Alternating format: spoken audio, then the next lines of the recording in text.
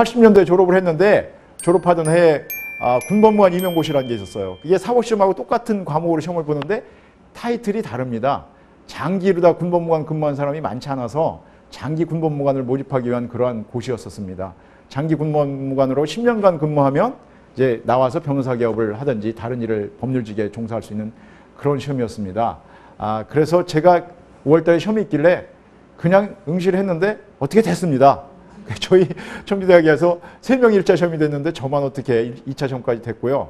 그래서 다시 사법시험 공부를 하기 위해서 공군에 갔는데 사법연수원을 거기서 다닙니다. 사법연수원을 다니면서 제가 또 시험을 봤는데 1차 시험과 2차 시험을 동시에 봤어요. 그런데 제가 기대도 안 했는데 그때 이제 저희 때 마지막으로 졸업하던 때 160명까지 뽑았고 그 다음에 제가 다시 시험을 봤을 때가 300명을 갑자기 뽑은 겁니다. 그러니까 커트라인이 낮아져서 49점 얼마가 나온 거예요.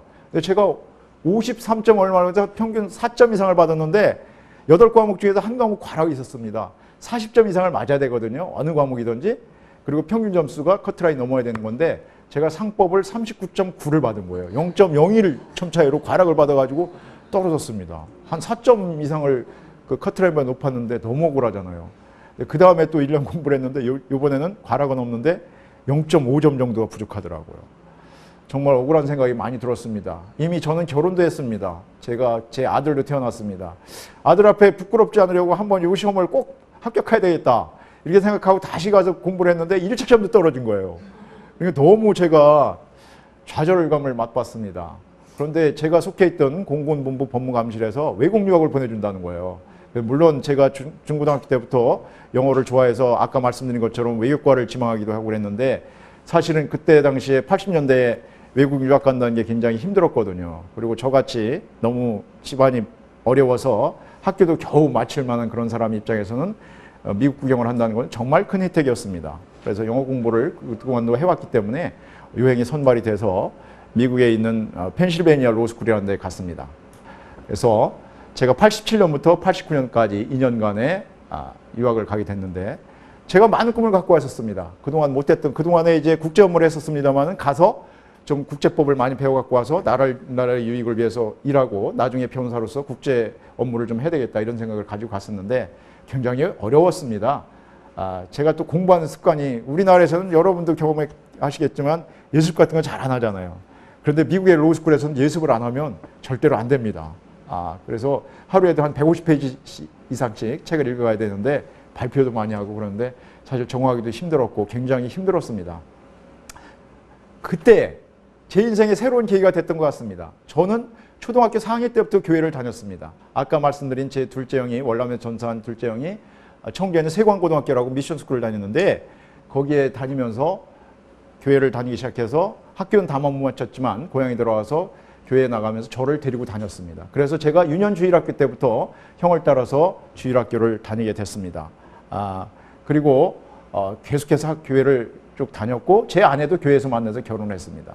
그런데 그때까지 썬데이 크리스천이었습니다. 그냥 교회만 왔다 갔다 하고 예배만 드리고 저는 그냥 집에 오고 교회에서 뭐 하는 사람들을 보면 특별한 사람으로 제가 생각을 해서 저는 정말 구원이 뭔지도 모르고 정말 하나님의 은혜가 뭔지 체험을 하지 못하면서 그냥 썬데이 크리스천으로 나이 30이 넘을 때까지 있었습니다. 그런데 제가 필라델피아에 가서 임마누엘 교회라는 데 한인교회를 등록을 했는데 교회에서 전도폭발팀이라고 저희 집에 신방을 오셨어요. 팀장 오신 분이 앉자마자 저한테 하신 말씀이 당신 죽으면 지금 천국 갈 수 있어? 이렇게 질문을 하시는 거예요. 그래서 제가 솔직하게 못 가겠습니다. 제가 좀 착하게 살아오려고 했는데 아무리 생각해봐도 나쁜 짓 하는 게 더 많은 것 같아서 좀 못 가겠습니다.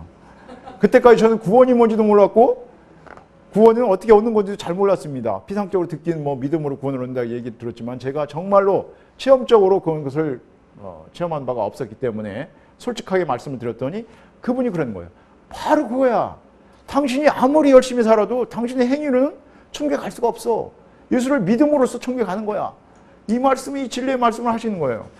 그 후에 그것이 저한테 아주 커다란 숙제가 됐습니다. 과연 구원받는 믿음이 무엇인가. 그래서 제가 저희 속해 있는 저희 청년부 같이 하는 저희 동네만 해도 한 7집 정도가 있었고 대학원 다니는 커플들이 그리고 또 한 번은 동네에서 모이고 한 번은 교회에서 모입니다. 전체 청년부가 대학원 다니는 커플들이. 그래서 다른 선배들한테 물어봐도 명쾌하게 이것을 답변해 준 사람이 없는 거예요. 그래서 그때부터 제가 많은 의문이 되는 거예요. 그래서 성경을 더 많이 보게 됐고요. 또 이제 교리에 대한 것도 관심을 갖게 됐던 거예요. 그런데 저한테 정말 잊을 수 없는 것은 그 필라델피아에 가면은 페어마운트 파크로 제가 듣기로는 전 세계에서 인공 공원 중에서 가장 큰 공원이라고 합니다. 거기에 자주 나가게 됐는데 왜냐하면 제 아내가 성가대를 했기 때문에 두 아이를 데리고 제가 그 시간을 보내야 됐기 때문에 한 30분 정도 가면 있는 거기에 가서 시간을 많이 보내는데 정말 나갈 때마다 그냥 눈물이 그렇게 많이 쏟아지는 거예요. 뭐냐면은 나 같은 시골 촌뜨기를 하나님께서 얼마나 사랑하는지 그냥 매일 감격이 되는 거예요. 나 같은 사람이 뭔데 정말 학교를 제대로 다니지 못할 그런 형편에 있는 자를 이렇게 부르셔서 세계 최고의 명문대학에서 최고 가는 사람들과 더불어서 공부하게 하시고 새로운 문물을 만나게 하신 하나님의 은혜가 너무 감사한 거예요. 그래서 정말 눈물 흘린 날이 너무 많았습니다. 이게 슬픔의 눈물이 아니라 감격의 눈물이었습니다.